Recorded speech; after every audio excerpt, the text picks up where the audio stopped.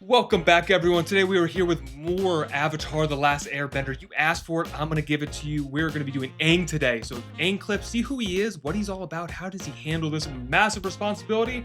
I think that's enough talking. Let's get into these clips. I fear that war may be upon us, young Avatar. We need you, Aang.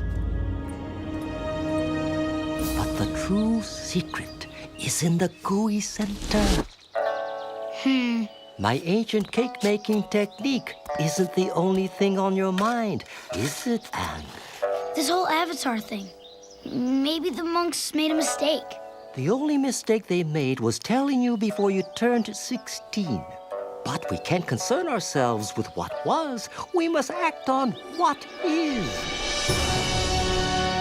I mean, he's 12. And to, hear that you are responsible for putting the world in order at 12 years old.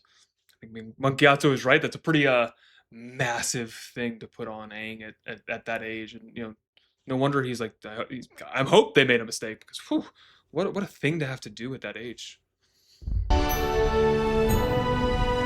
Gyatso, how do I know if I'm ready for this? Your questions will be answered when you're old enough to enter the Air Temple Sanctuary. Inside, you will meet someone who will guide you on your journey. Who is it? When you are ready, he will reveal himself to you. Now! I feel Aang right there. Even though I think Monk Gyatso is right, in life, we have to be ready for the things that we need in our lives. And often we want someone to just like tell us what to do or like give us this thing. I don't think it works that way. There's things that I've like the songs, media that I've watched, since I was a kid, and then I watch it at a later moment in my life, and it just hits me differently. I wasn't ready for the message. I wasn't ready for this, and I think that's what's being discussed here is like, hey, he's already mentioned that you're 12, and we shouldn't have told you this stuff already. I'm going to allow you to figure this out. Part of this journey, I think Monk Gyatso here is, my understanding so far in the show is somewhat of a father figure to him. And that's what I think a good parent does is say, hey, I don't have all the life lessons. I want you to go out there and figure it out. And we will. It will. Like we believe in you with this decision we made correctly. And we want you to go out and figure this out on your own. I think it's great, but I get Aang's frustration. I just want to know that. Like, just tell me what to do. Like, this is I'm terrified, and of course, like what a charge for a 12-year-old kid. Are you going to help me with these cakes or not? All right. 1, 2, 3.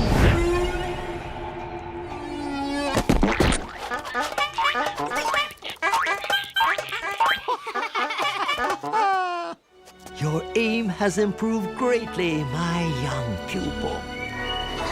Hey, not bad. You guys have been practicing. Not only that, we made up a game you can play with the air scooters. Great.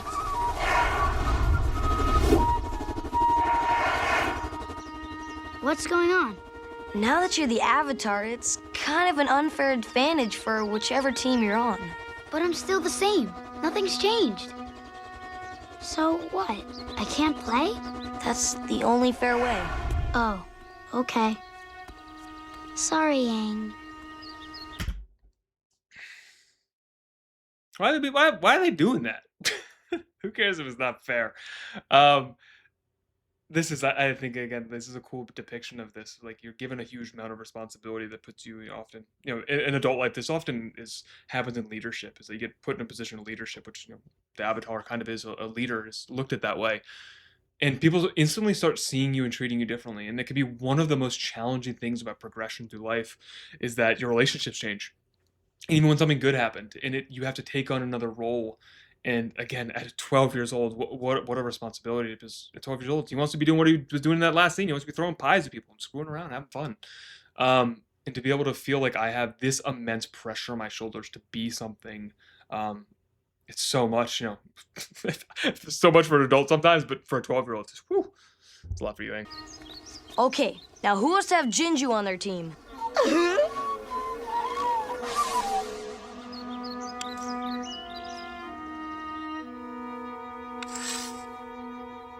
Very interesting move, young one. What do you mean?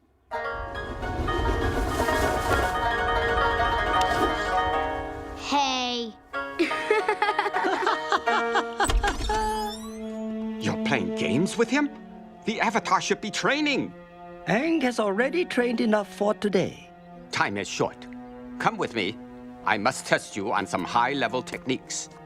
No, as long as I am his guardian, I will decide when he trains and when he gets his butt kicked at Pai Shou. Something worse happened. Aang needs to have freedom and fun. He needs to grow up as a normal boy. You cannot keep protecting him from his destiny. Gyatso, I know you mean well, but you are letting your affection for the boy cloud your judgment. All I want is what is best for him. But what we need is what's best for the world. You and Aang must be separated. The Avatar will be sent to... I want to go back and see what they're saying here, but this is such an interesting idea that, like, should you just be training as hard as you can so that you can give to the world, or should you take care of yourself and enjoy life and have fun and play? I think my hot take would be that what is best for you individually will be best for the world. If you're the best version of yourself, someone that can be in the moment and playful and having fun, you will be more effective in life. And I don't think often these things are seen as kind of like mutually exclusive. That like either you need to grind till you're dust, or you're going to be failing in some type of way, or you just have to be totally irresponsible. I'm a big fan of play. I think that's often when I'm at my best is when I'm having fun and playing. It doesn't mean I'm not being serious. I play to win, but I'm playing, and part of that is enjoyable because I have to enjoy what you're doing. Being the Avatar, I would imagine you have to train immensely. Well, how are you training? Are you feeling like I am being forced to do this thing that I don't want to do? Your training will be different than if it's like, oh, I get to do training today. I'm so excited. I love training because I'm in a good mood. What the energy that we bring to something also impacts. So like, these things are not so much like just grind forever, because you could grind for 8 hours of shitty practice, or if you could do an hour of really good, deliberate, you're in it practice. And this has been studied when they study, excellence in something called deliberate practice, that it's better to do deliberate, intentional, purposeful practice. You don't need to do a ton very often. We overestimate how much work we need to be doing, but it often comes from this place of like, I feel guilty. In this case, I have a responsibility to save the world, and if I'm not constantly doing this, I am letting everyone else down. And again, what a charge these people are putting on a 12-year-old. And happy for Gyatso. He has a parental figure in his life that is willing to see him as more than an object for them to be used. Way to the Eastern Air Temple to complete his training.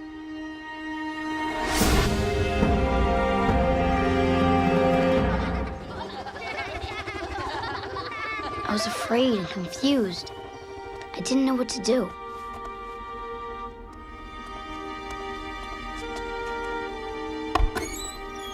Aang, I'm not going to let them take you away from me. Aang?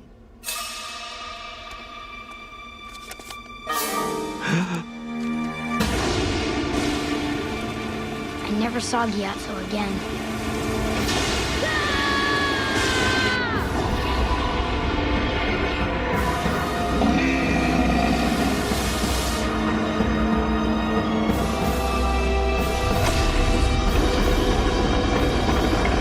Next thing I knew, I was waking up in your arms after you found me in the iceberg.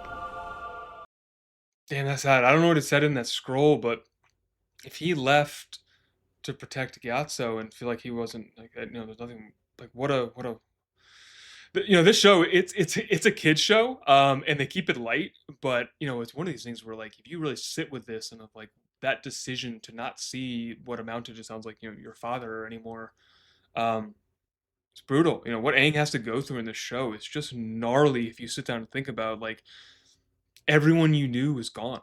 And you still there was no avoiding responsibility. So it's one of these things where it's like if there is something that you need to do in life, even if you crawl up into a ball of ice for 112 years, I think it was, often our responsibilities just don't go away. They become more challenging. And not that I think Aang was necessarily, it's fair to like say he was running away from this, and even though maybe he was running away, but it's one of these things in life. It often feels like that's the easier thing to do. It's understandable in this heightened emotional state, but I don't know if they were intending to do that, but it's an interesting kind of idea that like there's no outrunning this, and often it just makes it hard harder for us rather than dealing with it face on. As Master Gatsu said in the beginning of this, is like you have to deal with what's happening now. Yeah, this shouldn't have happened. It's unfortunate that it did, but like we only what we can do now is the only kind of power we have. Hey, come back! Come on out, little lemur. That hungry guy won't bother you anymore. Firebenders? They were here?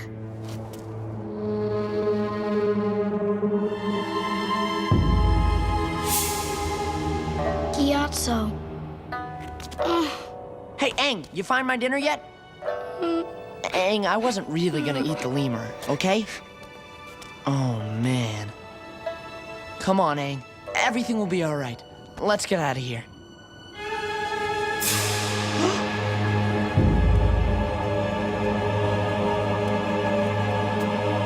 I mean, so this is the continuation of that scene, I guess, where he finds out he is gone, and to have confirmation of not being able to see this person that meant so much again. Again, this like coming to terms with what has happened to Aang.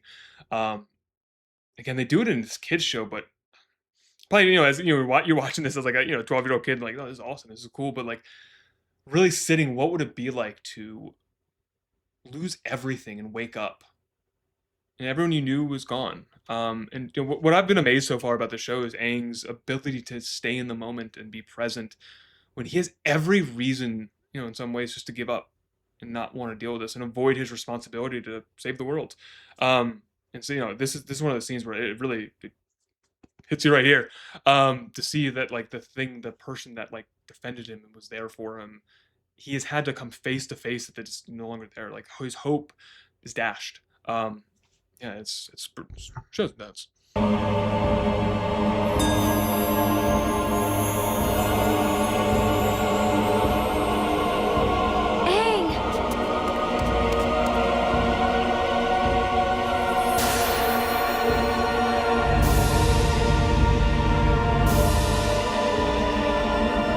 Send word to the Fire Lord immediately. The Avatar has returned.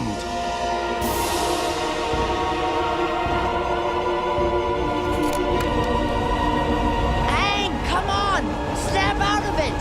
Ah!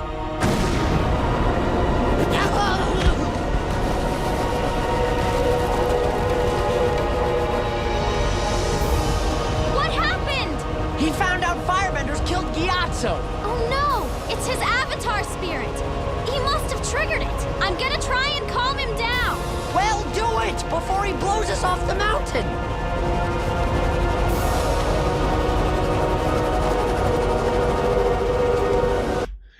So I'm about like 8 episodes into the season, the first season so far. So I'm really curious, what how emotion and the bending powers are connected. I don't know if that is even a thing, but clearly like this heightened emotional experiences seems to elicit the avatar experience and like his access to that. So I'm really interested to see how they use emotion, and I'm kind of expecting that to be a part of the show and the connection to like the different powers of bending. So just maybe I'm right, maybe I'm wrong. Aang, I know you're upset. And I know how hard it is to lose the people you love. I went through the same thing when I lost my mom. Monk Gyatso and the other airbenders may be gone, but you still have a family. Sokka and I, we're your family now.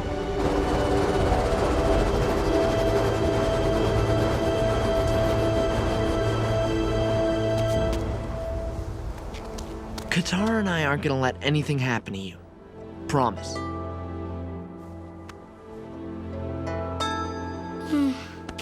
I'm sorry. It's okay.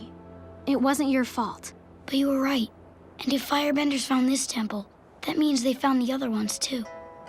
I really am the last Airbender.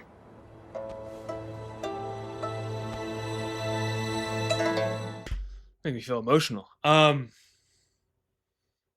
Yeah, these moments like that we're imagining that Aang is going through, where your despair would be the kind of what I'm describing. And in that pit of despair, everything that may be good in your life, you don't see. So kind of a think of I think of sometimes emotions. One of the way I like to describe this is like a lens that you put over yourself. And so if you have that lens of despair on, you will be blind to the people and the people that you do have in your life. And not that that's going to make up for in Aang's case for Gatso, but there are still things to live for. There's still things and people that are in your life. But when you're really in that pit of despair, it can be impossible to see that. And you might need someone to pull you out of it. To remind you that there is still good in this world and your life is, man, that when that those despair lenses are, the world is a dark, scary, scary place. And in this place where you can imagine just Avatar is like, I don't blow everything up. I don't really care. Just letting it go. Um, it's great to have friends like that that are willing to, pull you out of that despair. Sometimes it's the only thing that gets you out is someone else. Voice. He's the one that stole Appa. Are you sure? I never forget a voice. You stole Appa! Where is he? What did you do to him? They're lying! They're the thieves!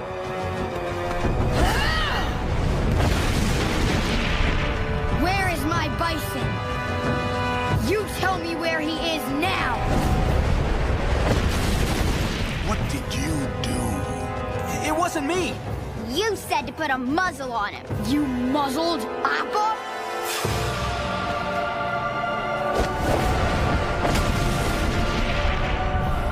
I'm sorry!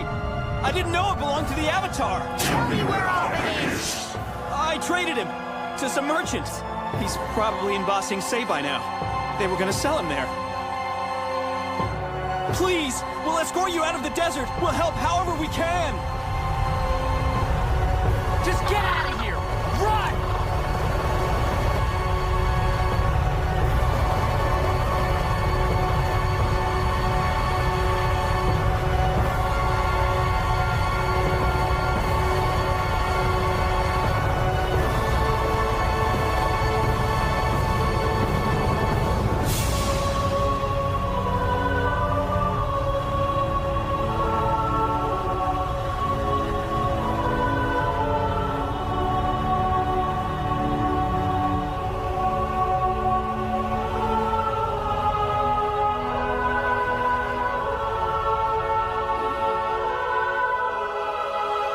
That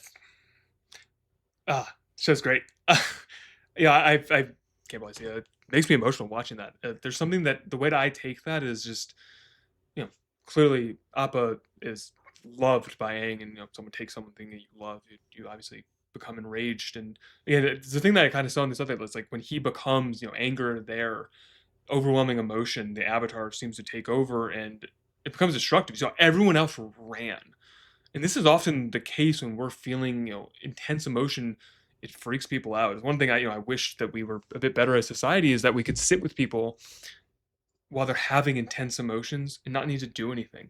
Just be with someone that has that, and to have a friend that was willing to put themselves in danger. Everyone else ran, got the hell out of there. It's just to pull you and sit with you, and not even say anything. That's a really, I think, a powerful moment, and something that I think a lot of us probably would just love to have a friend like that that didn't need to say anything. They needed to have the right words. They didn't need me to feel better even in that moment. Just to be there. So, I think what a great example of someone that's supportive and loving. A lion turtle. Maybe you can help me. Everyone, even my own past lives, are expecting me to end someone's life. But I don't know if I can do it. The true mind can weather all the lies and illusions without being lost. The true heart. Oh, whoa. This guy's talking. I probably should listen to the full thing, but just to me, I think of what he just right there. The strength of our mind is often the ability to accept what reality is going in, happening around us, and not having to defend and push it out and block it away and not deal with it. And part of it is, I'm not sure what's happening here, but if you do have to do something as gnarly as kill someone in this hypothetical situation, not turning away from it. A strong mind may have to do something like that, and that's could be the worst thing, the last thing that you want to do. But, the stakes that are often in the show. I'm not sure what's happening exactly. I'm not this far into it, but that's a pretty gnarly thing to put on them. Heart can tough the poison of hatred without being harmed. Since beginningless time, darkness thrives in the void, but always yields to purifying light. We all know this. I think, at least I think we do. You know, we have all these sayings: you can't fight fire with fire. You know, stare too long into the abyss stares back into you. Um, we know this. You know, clearly humanity has figured this out through our various, you know, stories and sayings. It can be very hard though when you are confronted with it. To not allow hate to take over you and to allow you to turn you into the thing that you are fighting against. It's the easiest thing in the world. We see it all the time through social media. You know, maybe you have someone that has the opposite political position as you do. It is very easy to rationalize, justify in your head, well, they're a hateful person, so I should be bringing them down. It's my responsibility even to take care of them. And I caution people that it's, you know, well, if you think they're dark, then why are you feeding more darkness? Why are you pouring gasoline on a fire? I think oftentimes it feels good. We have this idea that like I'm the good guy and they're the bad guy, and the good guy, the hero, slays the bad guy. You defeat the villain. But I think it's often more complicated than that. I don't think you're often defeating them by destroying them, unless you're willing to go to that length. And maybe, you know, Aang has to kill someone. But often, if you defeat someone and you do it in a, you know, way that is brutal for them, what's to stop them from using that as more justification to, you know, entrench themselves in the belief and come right back at you? So, you know, we all know this, but whew, you know, when the hatred is flowing through you, it is very hard to, you know, want to be the light. It's really challenging.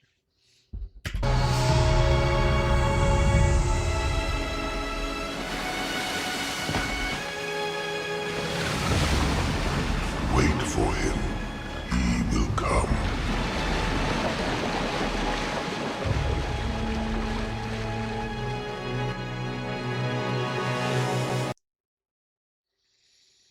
Now I just want to get there to see what's going on. I gotta fly through this series. Um, Again, there's something about this character, just the level of responsibility being placed onto someone, which again, in like circumstances that we think in our like day-to-day lives, we would never be able to cope with. Um, and you know, this realization that like I'm gonna have to do something horrible, and clearly, despite everything that has happened in this world, and probably a whole bunch that I've missed that got him to this point, he doesn't want to cause more harm. And you know, often that is like to me the true story of a hero that has every reason to do something destructive, every reason to hurt someone, and then chooses not to. So I hope that, you know, to watch, I'm not hope, I'm going to watch this, and I hope he chooses, and I expect him to. That seems like his character is that I'm gonna choose the light. And I'm fascinated to see kind of how he handles this. My boy Aang. I think Aang's my favorite character in the show so far. I don't know. Maybe I really like Sokka too. I like his lack of power so far. But man, Aang, that positive attitude, despite the thing that would probably crush all of us, the responsibility to save the world, and then having everything disappear from your life and having to restart, and then to do it positively. Like what? Wait, could there be something more inspirational? Aang's awesome. This is super cool to see this, and I can't wait to see where the series goes. So I did this because I saw your guys' comments. You liked this, thought this was cool. So I'm gonna do more. So if there's characters you want to see, please let me know down in the comments. If there's other shows you want to see me react to, just topics you want to hear a therapist yap about. I love yapping, so let me know. Hope to see you in the next one.